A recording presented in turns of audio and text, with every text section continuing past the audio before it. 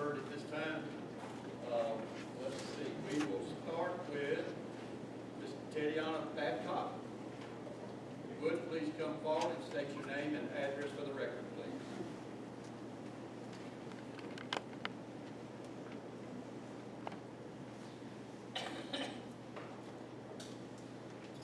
All right, my name is Tatiana Babcock, Please go ahead there. Thank you.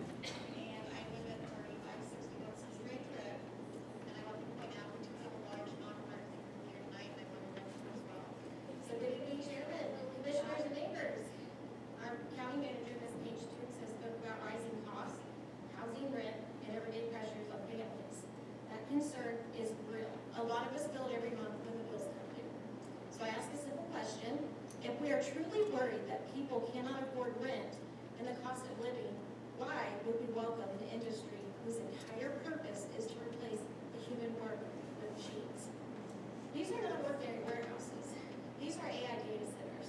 They exist so companies can run artificial intelligence at massive scale. The same AI already taking jobs in customer service, bookkeeping, dispatch, legal research, insurances, logistics, and parts of the healthcare and our education. Reports show AI is eliminating thousands of jobs every month across the United States, and those numbers are accelerating. That is the business model. A hyperscale facility does not hire hundreds of local families for the long term. Construction jobs, they do come and go, and even those are not guaranteed to the locals. After the concrete is poured, you're left with a small crew. Security, a few technicians, and remote operators who may not even live here. The computers inside work 24 hours a day, doing work that used to require people. Here's the contradiction. We hear concern that families cannot keep up with rent and groceries. Yet we are asked to accept a project that shrinks the future job market our children will be walking into. You cannot say you care about affordability and then help build the infrastructure that makes good local jobs disappear. And this is where the disconnect becomes impossible to ignore. Leadership in this county has grown disconnected from the people who actually live here.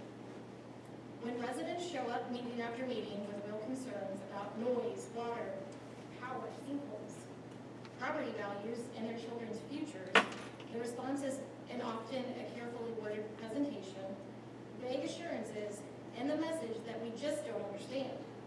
Hard questions are treated as uninformed or emotional instead of as citizens who know their own land and their own lives. That is not leadership, that is distance. If officials live the same daily pressures, the same rent, the same power bills, the same worry about whether their kids have real careers here, they would not treat a hyperscale AI data center as just another economic developmental site.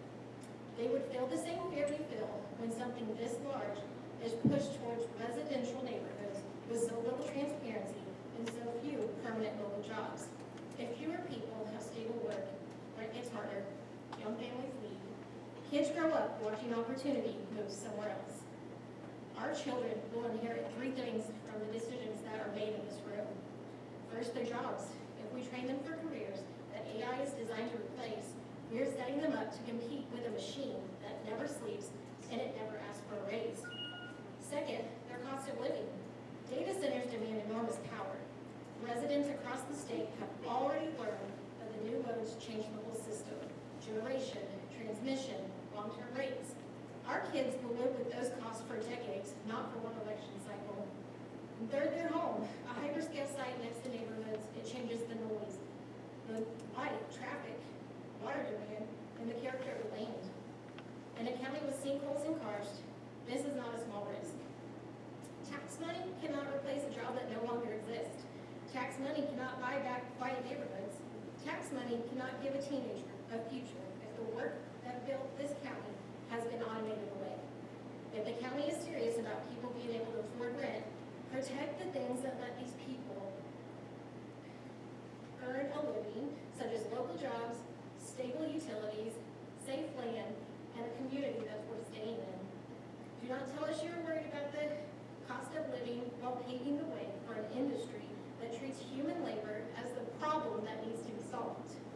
And do not stay so disconnected from the people of Lowndes County that you can no longer hear them when they say clearly in their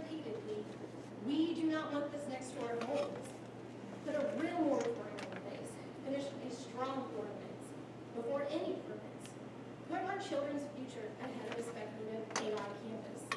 Our kids should not have to pay the price for